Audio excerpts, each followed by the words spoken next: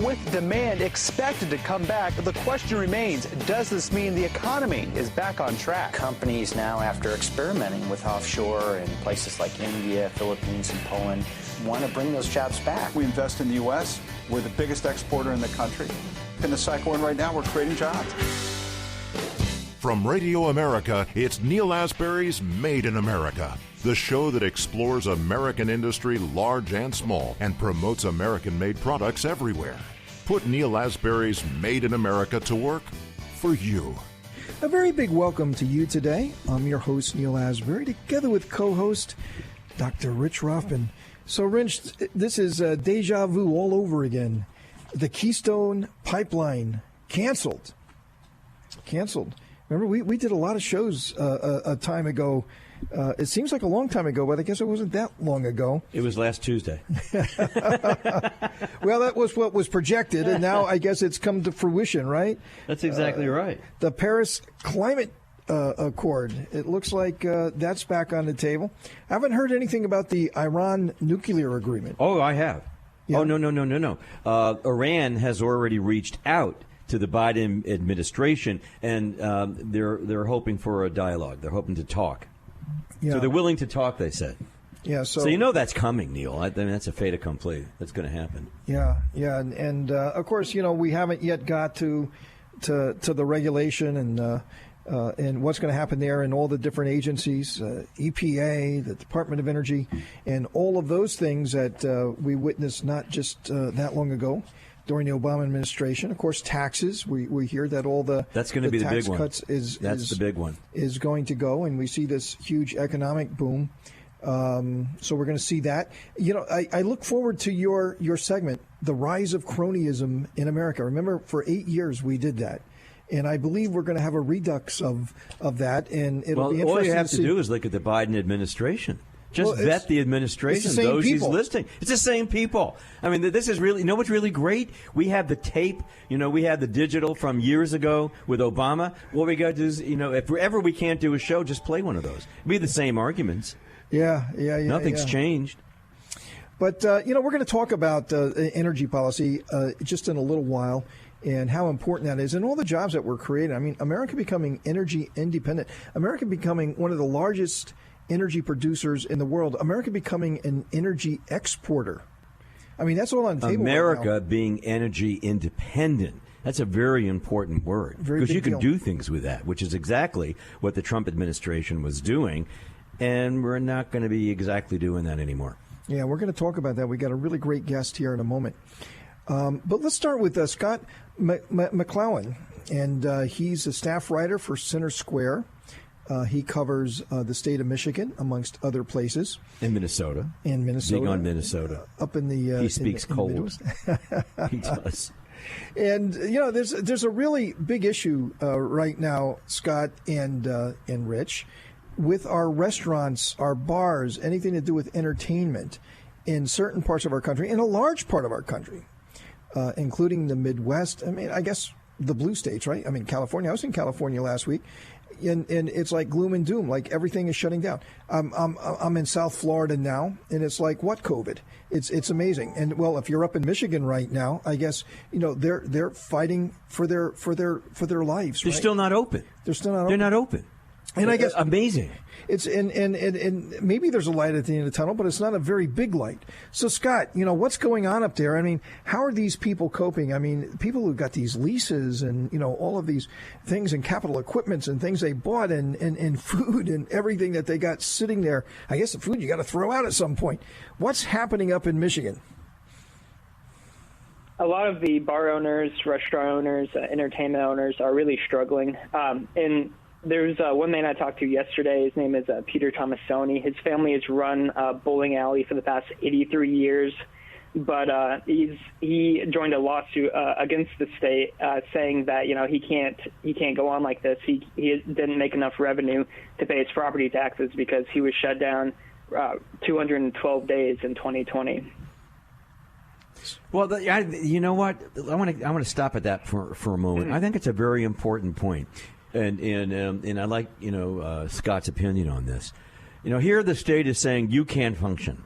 You can't sell, you can't produce, you can't have clients. Basically, they're telling you to go out of business, which, I mean, they're enforcing it. Not you, they are. And then they have the audacity to come around and say, well, of course, the state is open, the state's functioning, but we need your revenue because we need your tax revenue. Of course, there is no tax revenue from the restaurants and the bars and now the bowling alley, evidently, this 83-year-old bowling alley. I didn't, it's amazing. 83 years old. I mean, did they have American Foundry AMF in those days? I mean, we got to ask Scott about that. I'm an AMF guy from New York. Got to have AMF or go bowling. But I mean, is that not audacious that the state then turns around and says, the heck with you, we want your tax money. But you have no tax money because you can't, this is sort of like reading Catch-22. Any minute now, your Syrian's going to make an appearance. Scott, what do you think about this? It's really a point of frustration for these business owners. The bowling alley portion was allowed to open on December 22nd after a 3-week shutdown, but they are banned from serving food and drink, which comprises roughly 60 to 80% of their yearly revenue. So even if they open, they're still not breaking even. So the owners I spoke to were extremely frustrated. They're hoping that the state will allow them to open on February 1st, but this shutdown has been extended 3 times already, so they're not sure. But so let me ask you this, Scott. Based on, the Democrats always say, well, you have to follow the scientific evidence. The Republicans don't do that, but we do. We follow scientific evidence. But the scientific evidence, the data, doesn't show that the spread of COVID is really a real hot spot in bars and restaurants. Last I saw with CDC was about 1.49%. What do you think about that? It's definitely a point of disagreement between the government and restaurant owners. When restaurant owners were shut down on November 17th for what was supposed to be a 3-week pause, the restaurant owners pointed to data saying that they were only the 4th highest COVID-19 source of outbreak. But the state argued that they were much higher, but that contact tracing couldn't prove it. So the state argues that anywhere where you take off your mask and eat, you are spreading COVID-19, but these bowling alleys, restaurants believe that they can do it safely. And so Governor Whitmer has extended the indoor dining ban through January 31st. So that's 10 days, a week, a little more than a week from now. So, what is she likely to extend? I mean, if I was a betting person, I don't think January 31st is going to. Everything I've seen about her, the sort of measures that she's taken. I mean, she has no sympathy for the small business owner in Michigan. She has no sympathy for the risk takers, the entrepreneurs.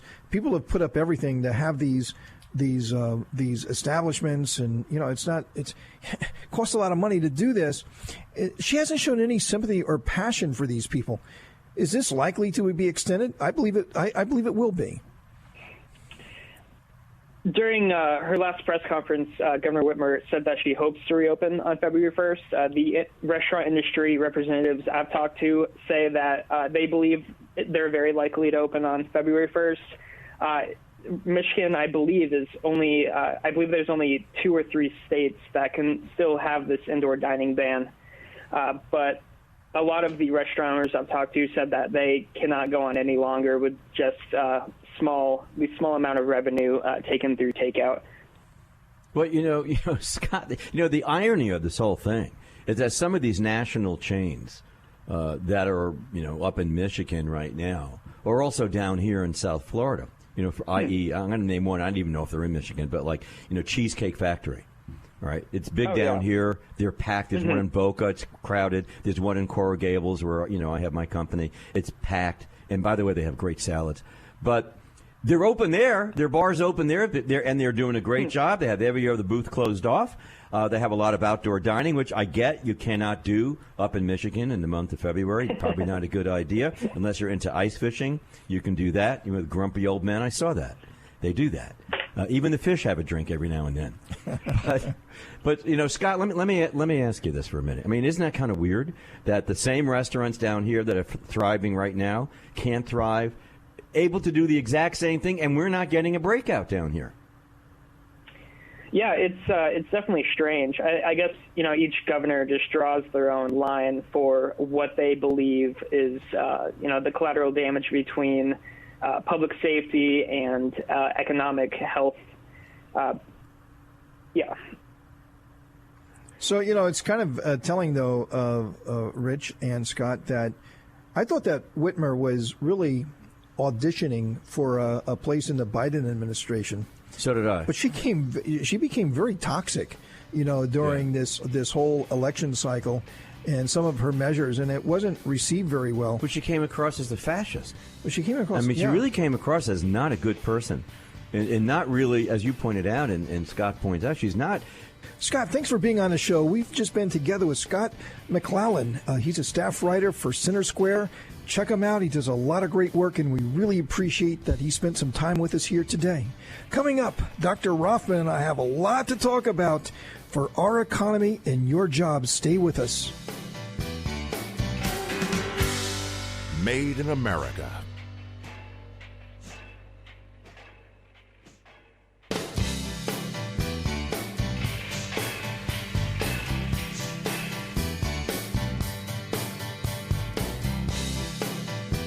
Welcome to Made in America.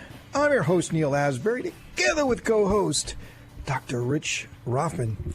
So, Rich, it's not only our restaurants and our bars and anything to do with entertainment that's struggling in America. There's a lot of areas of our economy still struggling. Still a lot of unemployment, and I just don't see that breaking. I just don't see it breaking. Well, I don't think it's going to break until you have the Democratic states opening up. I mean, think what's really kind of closed down right now. New Jersey is horrible. New York is horrible. California, largest everything, they're not open. I mean, it's a total disaster. Illinois, you want me to continue? I mean, we can go on. Take every one of the large Democratic states at this moment, and you have people locked down, not able to function, can't do what they're normally able to do, and they don't have the ability to get people back to work. And so until you open them up, you're talking millions of jobs when you put them all together.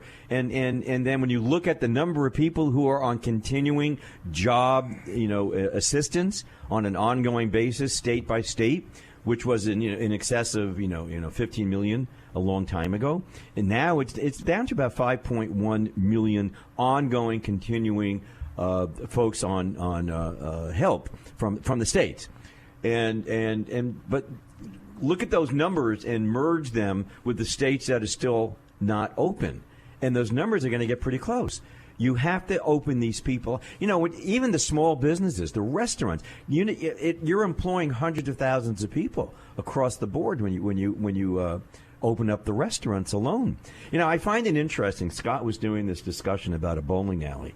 And when you do a story in a magazine or a newspaper, in his case, the individual little bits of information that make it exciting to read, it's called color, C-O-L-O-R, color. And I found he had a lot of color in what he wrote about, and people should check him out on Center Square, where he writes, in Forbes.com and some other places.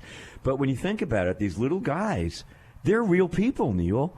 They have real problems. They have real families. They have real employees. These are real situations that are dire, that, we're looking at it right now from afar, but they're living it. And that's pretty much a nightmare. And I just don't see where all of these shutdowns has improved the situation with COVID. It hasn't in California. They've had the worst shutdowns than anyone can imagine, and yet they have high numbers for COVID. And so how can that be? It hasn't in New York. Yeah, I mean, how can that be? Hasn't in Illinois. So Whitmer is closing down and won't let the restaurants open. What are you going to do? If we follow the science will clearly show. Maybe not in the beginning. Maybe this was, something that people believed would work, but it hasn't worked, and it's just going to run its course. And we're going to have to get people vaccinated, get the vaccine in to people that will get this herd immunity. But that's going to be a while. I mean, I don't know how. That's months away. That's months away. I mean, yeah. I don't know how many hundreds of millions of people in this country need to be vaccinated, and then how many people visiting our country? I mean, when are we going to start? How about that part of our economy? International travel and all the industries that need international business. America is a big magnet for tourism. That whole part of our economy is shut down. So it's going to take a long time for the vaccinations to get to the level that they need to before we can really start getting back to business. And some businesses just will never recover. I mean, cruise ships, boy, I would never want to be in the cruise ship business right now. How about entertainment in New York City? I mean, that great city where you grew up.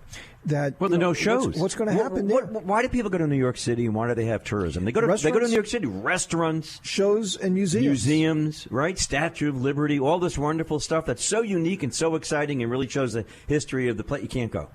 Silent, dead silent. What is that all about? How does that come back? Think for a second. One Broadway show. You know what? Don't even do that. Tonight, when you're watching a movie and you're looking at the credits just for a movie, look at all the people that went into making that movie. It's thousands of people by the time you get done with it. Now imagine that across the board with all the Broadway shows. Musicians, dancers, writers, producers, directors, suppliers, people working the theater themselves, the mechanical engineering men and women who keep it warm or cold or whatever the case might be. I mean, think about that. It is unbelievable. It is a vertical that's off the wall, and they're not working. They're not working. You got to get them back to work. But then you have a governor that puts up so many restrictions on the Pfizer drug, the vaccine, and the Moderna drug, that the drugs that were sent to them right now are expiring. You have a governor he took an Emmy. Oh, I'm doing great. Give me that Emmy. You got an Emmy. You're a great governor. You only killed a lot of people in the old folks' homes. But, hey, he's not letting them have the vaccine because New York State has their own set of proprieties and protocols on how they're going to get the vaccine out and what they're going to do. In the meantime, they're arguing over it so much that the vaccine's now getting to be expired, and they have to throw it out. Wow. Is that sick or is that sick? Unbelievable. That's unbelievable. In a city that's... And yet down here in Florida, I just got my wife, myself, my sister got it today at Jackson. Today, we got in there. It was totally organized. They had it together. You're in, you're out, you're identified. They got you in the system. You meet, two people. One says hi, gives you a card. The other one sticks you with a needle. And do they already have set up your second version? Yeah, I got to go back in 17 days. I have an appointment. I walk in, and I have to go through the protocol to make sure I'm clean. But other than that, it's done. It was so organized. Now, we can do it. Why can't they? Right. I don't get it. Well, thanks for that. Hey, there it is. I feel safe now. Hey, Rich, coming up, we got Nick Lorris from the Heritage Foundation, and we're going to talk about energy policy. We talked a little bit about that at the top of the show, but we're going to dig in. We're going to dig in with Nick coming up here in a moment. Stay with us. Made in America.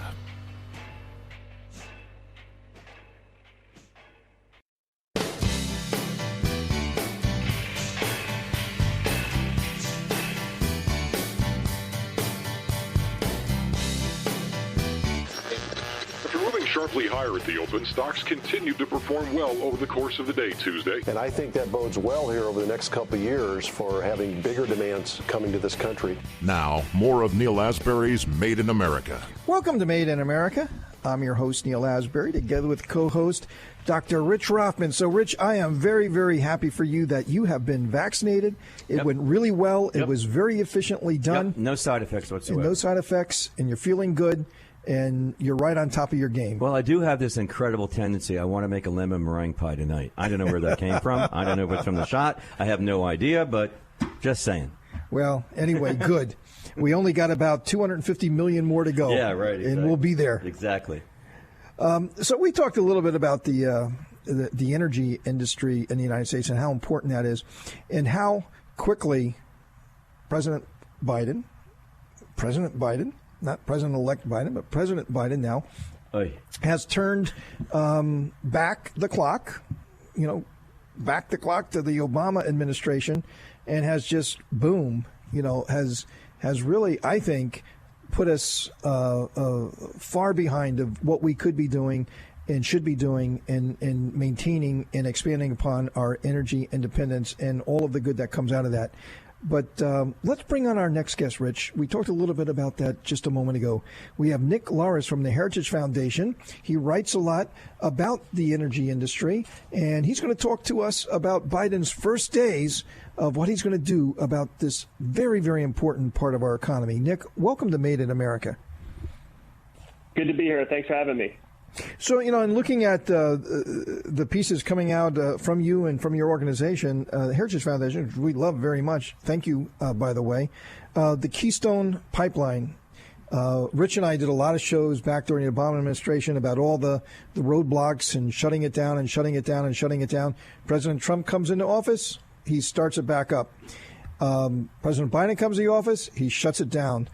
The Paris Climate Accord, there's a lot of controversy there. President Trump withdraws on the first day. President Biden, he says he's going to join back again. Energy independence. I mean, that was very hard to believe that we can ever get there. A net energy exporter, it was very hard to believe that we would ever get there. The jobs that we created, what that did to the geopolitical world and relationships around the world and not being dependent on oil and energy from the Middle East and places like Iran and Venezuela. I mean, so many good things came out of that. So what's going to happen with the Obama administration? Does the Obama administration, are they going to bring us back to the Biden years? I mean, are we going to lose our energy independence? What kind of world are we going to be looking at? Yeah, I think there's cause for concern and also cause for some cautious optimism as well. Even if you look at what happened during the Obama administration with energy development, a lot of the growth happened under his watch because a lot of the resources that we have are on private owned lands. And so you saw a dramatic increase in oil production and natural gas production and all of the economic and geopolitical benefits that came with it. And so I think that's going to continue. But not because of his policies, but despite his policies. Largely in spite. Yeah, absolutely. But I think that can continue to grow in spite of the Biden administration's policies. Mm-hmm. So that gives me cause for optimism. The cause for concern is certainly because what the Obama administration did and what the Biden administration is going to do is promulgate new regulations on the industries that's going to increase the cost of development. It's going to increase energy prices, which will be passed on to consumers in forms of higher electricity bills and higher prices at the pump and higher prices for all the goods and services we pay for. And so, yeah, there's a lot of cause for concern as well. I see some optimism as well, just because the energy market is so dynamic and has flourished so well in the free market that, yeah, there's going to be a tax on the free market through increases in subsidies and mandates and regulations. And it's remarkable as to how well that industry can flourish in spite of all of those attacks.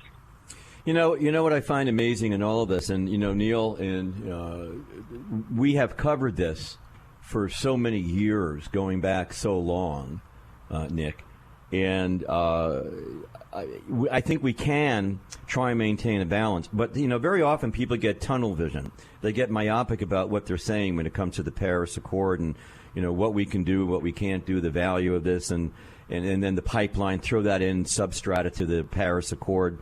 If the Paris Accord could actually do something for climate change, which we still haven't had the empirical science saying that man-made CO2 gases have caused, well, they're calling it climate change. It used to be, global warming. Prior to that, it was, the winter. But that doesn't exist. But let's assume that they're right, which I don't give them, by the way, personally. But let's assume they're right. If everything went absolutely well, everybody did what they're supposed to do, which ain't going to happen. It's just not going to happen in the world. But if it did, the net result going out 100 years, which, by the way, the weather report can't even tell me what's happening for sure on Saturday. But we're going to know in 100 years from now, okay, I get that. We're going to get smarter. We're going to figure it out. The net result is minute. And yet the people who are causing the most damage to the world environment, which we do know for a fact would be China and India, those people don't have to do a bloody thing until into the 30s, 2030s. Maybe. They're not mandated.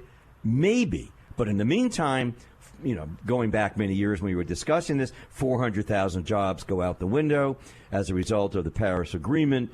Things change dramatically. Laws and rules and how you use electricity, how you air condition, how you heat, all the stuff changes dramatically in the United States. That's why they have the smart meters that everybody put in. We put it in. I thought it was a great idea. Little did I know that I'm actually broadcasting to FP&L. So let's get back to this and get a little bit less myopic that folks get out there. What would be the net benefit for the United States with the Paris, peace agreement, climate agreement accord? Yeah, there's not much. The change in the Earth's temperature in terms of abated warming would be practically undetectable. You're talking about a few tenths of a degree Celsius in abated warming and maybe a few centimeters in abated sea level rise. So in terms of the cost-benefit analyses of these policies and all of the regulations that are going to come with the Paris Climate Accord to meet those emissions reduction targets for the United States, they have huge costs on the economy. As you mentioned, it's not just when your electricity bill comes in the mail or when you pay at the gasoline station, but for all those goods and services you pay for, has huge ripple effects on the economy because you're paying more every time you go to the grocery store, every time you go and buy clothes, every time you go out to eat, when you're able to do those things again. Those have huge ripple effects throughout the economy where businesses are passing those costs on to consumers. And if they're swallowing those costs, that means they're investing less and creating fewer jobs. And the ripple effects are in the terms of hundreds of thousands of jobs lost. We estimate 400,000 jobs lost on average over the next 15 years, as well as a $2.5 trillion hit to the overall economy, which equates to about $20,000 per family of four. So make no mistake, these costs are not trivial, and they are for no meaningful climate benefit whatsoever, for the very reasons you just talked about, is that the developing countries get a free pass. The way that the Paris Climate Accord, the only way that we could get buy-in from all of these countries was to say that you can kind of make up your own rules and there's no repercussions if you don't meet your targets that you're setting well into the future, as you mentioned, in some cases, several decades. Hey, Nick, we got to take a quick break. We're with Nick Lorris from the Heritage Foundation. Still a lot more to talk about on the energy segment of our economy. Very important for everybody's job. So fundamental to the health of our country. Stay with us. Made in America.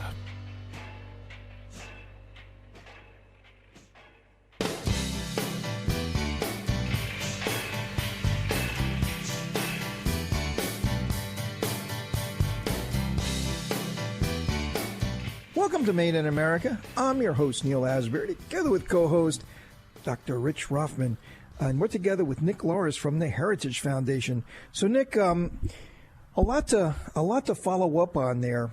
But in anticipation of the executive orders that President Biden issued, on his first day of office and will continue to issue, they're communicating, the narrative is coming out of the administration is that they're based on very, very firm legal foundation, right? So what happened with President Trump? He goes out, he does these executive orders, and everything gets tied up in the courts for years, really, for years, not just months, but for a long time. So what did they do? They went to courts that they know that they would get a favorable ruling, liberal courts, and they get a judge, and that judge, he legislates from the bench and comes out with a ruling. Well, he's an activist judge, right? An activist judge. He legislate from the bench, makes his own laws, and boom, boom, boom. Okay, fine. We're going to shut this down. We're going to shut that down. We're going to shut that down. And so President Trump battled that, and a lot of them went from court to court to court, but it took a lot of time. So, what's the strategy here? Is there a strategy on some of these executive orders in the energy segment that's going to be tied up in the courts? And so that's one issue. And I guess as part of that issue, the Green New Deal and all of that, it would never get through the Senate. There's a number of Democrats that would not vote for it, but I doubt it would ever get through the Senate, even if they got rid of the filibuster. But how much should we be worried about the Green New Deal at this point with this president and this Congress? Yeah, to your first point about litigation, that's been a huge problem. That's a big part of the reason why we don't have the Keystone XL pipeline built yet. It's one of the first projects I started working on when I started working on energy policy. It's remarkable that TransCanada, now TC Energy, the company building the pipeline, the first Iron Man movie was out in theaters when they submitted their application to build that pipeline. I mean, that is remarkable that it's coming up on 13 years and we still don't have that pipeline built. And it's largely because of regulators making determinations that it shouldn't go forward and then tying it up in courts. And it's a very big problem moving forward for the certainty of businesses to make investments to allow energy infrastructure and energy development to move forward. And so we need really legislative reform to ensure that these overzealous lawyers aren't tying up energy projects for years in courts. That's really one of the fundamental solutions that is going to take a lot of legwork from Congress to build those solutions. But you know what? Democrats should be equally on board with something like this, because it's not just fossil fuel infrastructure that's been tied up in courts. It's also been offshore wind, and it's been renewable projects. It's been nuclear projects. So this should be a bipartisan solution. When it comes to something like the Green New Deal, I agree, you're not going to see something like that move forward to the president's desk. I think what you are going to see is microcosms of the Green New Deal, which is predicated on mandates, subsidies, and regulations. So there's going to be calls for another green stimulus like you saw under the Obama administration years, where you're handing out grants through the Department of Energy and loan guarantees through the Department of Energy that gave us Solyndra, as well as extending targeted tax credits for things like electric vehicles and the wind production tax credit. All of those sorts of subsidies. You're going to see regulations like blocking energy production on federal lands, which is going to be a huge legal battle because that's not what the law says should be happening on federal lands. And then you're going to see increases in mandates like fuel economy mandates and standards like that for energy efficiency. So you might not get the full Green New Deal, but you are going to get little hacks at it any way possible. And a lot of it's going to be done kind of the same way that Obama did it, which when he said he had a phone and a pen. And the Biden administration has quite clearly said they're going to take a whole of government approach. And it's quite clear in the people he's nominated for certain positions within the federal government at cabinet levels and even beneath that they are going to make a climate change a focus of all of these agencies. So, yeah, I mean, I think you summed it up very well. And, he's got a phone and a pen, and then the Republicans got the courts, and you will kind of see where that whole thing shakes out. It's going to be very fascinating to follow this, but very, very important for our country and for our prosperity. Nick, thanks for being on the show. Nick Lorris from the Heritage Foundation. Thanks again for having me. Coming up, Dr. Rothman and I are going to have some final thoughts for the day.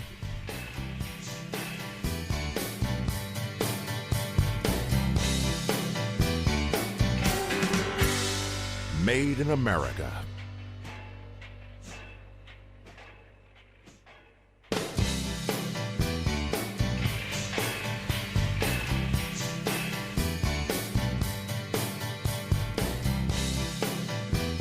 Welcome to Made in America. I'm your host, Neil Asbury, together with co-host Dr. Rich Rothman. So, Rich, when he said Solyndra about fall off this my is like poltergeist. seat They're back. I mean, they're back. This is all over again. Yeah, this all the is grants. And what was it? Green energy. Oh, yeah, we're going to do green energy. We're going to give all these government grants. We're just going to give money out. Yeah, who did it go to? It went to all of the cronies. All the cronies. Think for a second. $500 million and just flushed down the Potomac. And nothing came out of it except, a lot of money was recycled back to charities and to the campaigns of the their favored campaigns of the politicians who allowed them to have that money in the first place. I mean, it's amazing, but that's the world that we're going to be dealing in, because look, it's going to be all mandated, right? It's all mandated. I mean, it's going to bypass Congress. I mean, Congress is not going to have anything to do with it. But even if it did, they control everything. There's enough members of the Senate, and for that matter, members of the House, that come from energy states who happen to be Democrat. Well, Manchin. Well, that's one. But in the Senate, it only takes one. But there's several more too. That Colorado's a big energy state. You got 2 Democrat senators there. You got New Mexico is a big senator, is a big energy state. In Ohio, you have 1 Republican and 1 Democrat, right? So yeah, Ohio, Southern Ohio, that's all about energy. I mean, that's all about energy, and just go on and on. Pennsylvania, another very, very big energy state.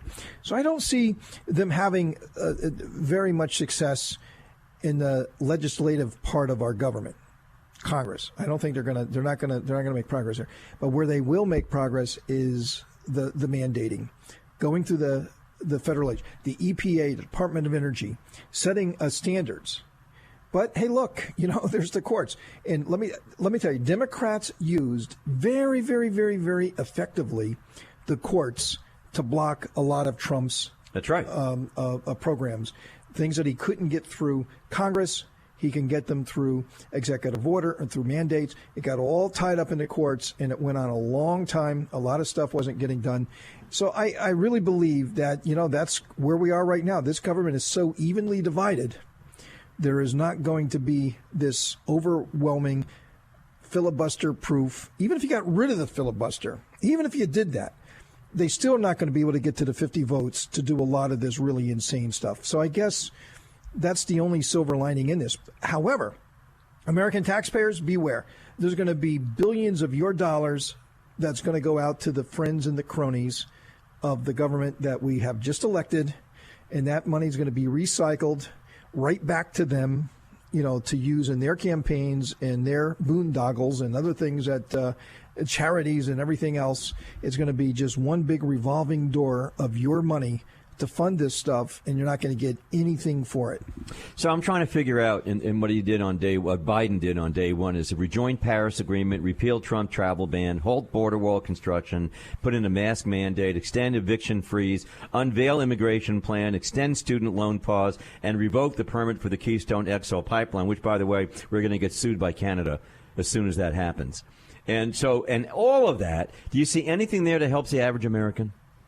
Anything there to help the average American? I see a lot of people getting hurt in that. And did you see, based on this whole thing, did you see the caravan down in Central America that's heading to that's the US a start. Right now? It's going to be the way it was a few years ago. But think for a second. The Paris Agreement, that helps China and Europe dramatically. If you cancel Keystone, that helps Russia a lot.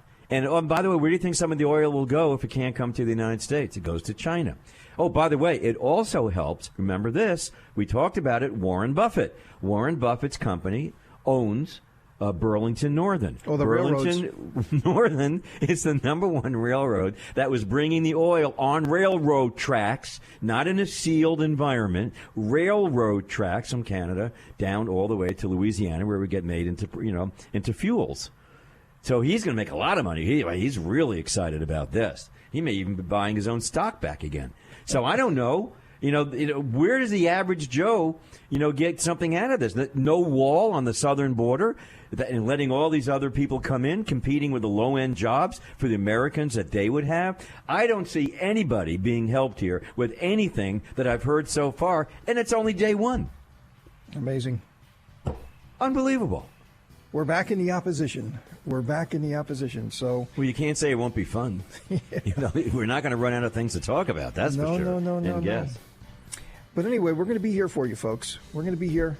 We're going to be providing our commentary, and we're very much looking forward to that. To stick together, to stay together. Something good is going to come out of this, I promise.